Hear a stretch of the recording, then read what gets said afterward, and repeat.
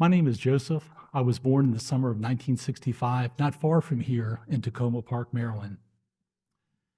And today, I want to talk about facilities. The buildings that we're in change and affect us in subtle ways every day, and that accumulated effect can influence how we think and how we act. I work at the Architect of the Capitol in DC, and many of the buildings that we work in are very significant, and the maintenance needs are very great in them.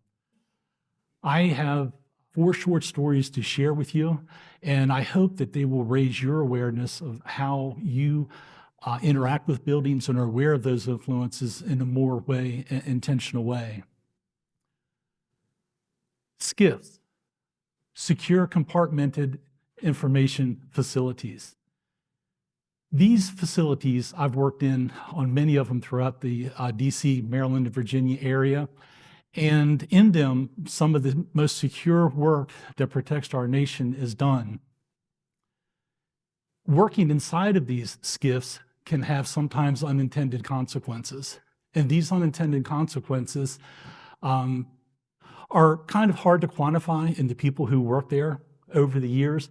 But throughout my career, I have worked on many of these, and I've gone back and visited for maintenance and upgrades throughout the years. And I've noticed some subtle changes in the people who work there. Oftentimes, they will have feelings of isolation, of wanting to speak and sometimes not being able to, because they have a perception of paranoia and avoidance personality for the people who work in them for very long periods of time. The effect is great on these people. The work that's done there protects our nation, and the people that contribute to that work are very important. When you go into work in these facilities, you have to check in your cell phone, your Apple Watch, and any other communications devices that you may have in a locker before you go in. How many of us here today would be willing to take on a long-term career where you're unable to get on the internet, talk on the cell phone, Snapchat with family or friends at will? Probably very few of us. The next lesson that I want to tell you is I was privileged years ago to go aboard Air Force One.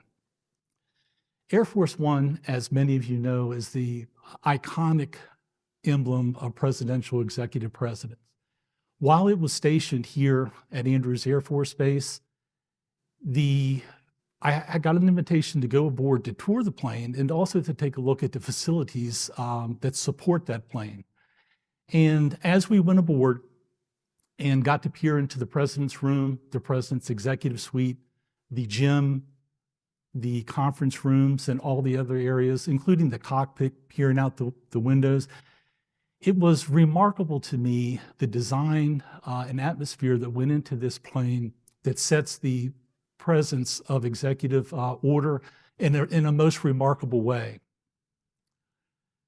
The kitchen had a galley, and the coffee cups had names adjacent to them, names like Condoleezza Rice, Ari Fleischer, and many others who headed up the administration at that time. The idea is that small detail would enable those people to come on board without the interruption to their thoughts about asking for coffee or for people to interrupt them for that small detail. And that allowed them to focus more on the important task at hand. The third story that I'd like to talk about is the Architect of the Capitol here in DC and taking care of the Capitol grounds. The team that I work with is a group of large professionals, and we take care of these buildings that are iconic and historic in nature to the Americans. We witness history taking place every day in these buildings. We see the history taking place, and many times we see it later on in the evening news. The design for these buildings originally came from Greece and ancient Rome, and the founders used those ideals and those definable features in the architecture to set the stage for the American Republic. And those definable features and ideals are still framing we the people and our culture to this day, after all of these years. The Capitol Hill area has been home to riots. It was burned by the British in 1814. The civil rights movement began here in 1963. The January 6th occurred here. And they will continue to occur here because it's a seat of American power, architecture, influence, and culture. And when they meet, huge things can happen to affect not only those individuals, but the culture at large. Are you aware that the U.S. Capitol was built originally in one form and it has grown dramatically over the years?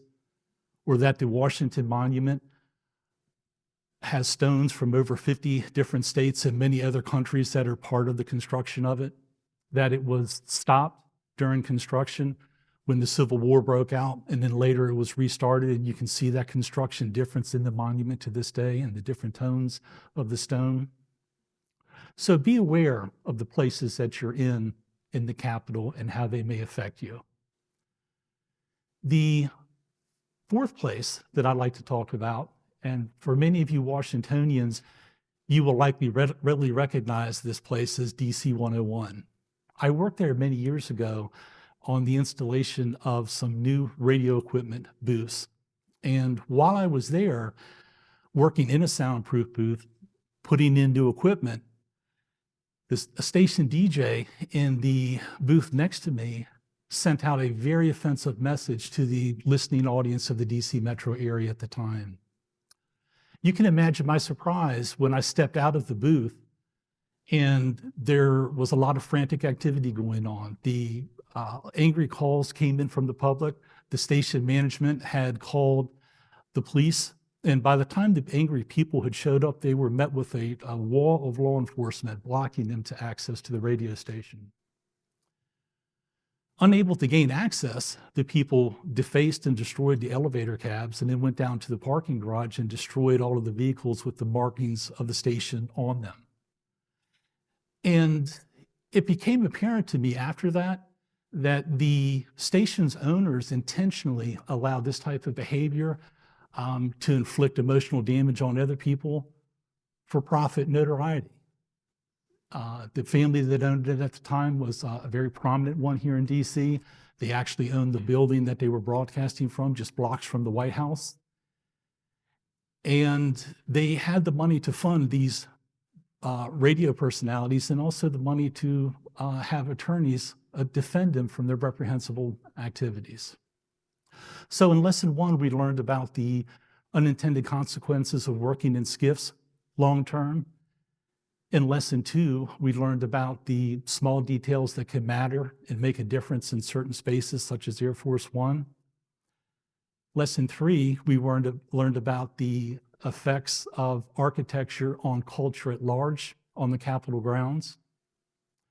And in lesson 4, we learned that sometimes owners will use their businesses for nefarious reasons. Some of the spaces that we have occupied or worked at in our life create memories that come back to us many years later. I vividly remember working in the hot tobacco fields of Maryland as a youth. And this involved planting, cultivating, putting the plants in, pulling worms off, pulling the suckers off, topping the plants to encourage heavy leaf growth, and then later cutting, spearing, and hanging the tobacco in barns that were, in some cases, were 200 years old. And you could hear the barns creak and groan under the weight of thousands of these heavy green tobacco plants. Those memories I still remember, even though they seem insignificant after all these years, because they enabled me to see a project through completion, even though I can't see the whole picture at the time. And that has been invaluable to me in my facilities career. When I'm traveling abroad or anywhere, if I happen to come across a tobacco shop somewhere, I will actually stop what I'm doing and go in and take a look around involuntarily. It's just automatically happens with me.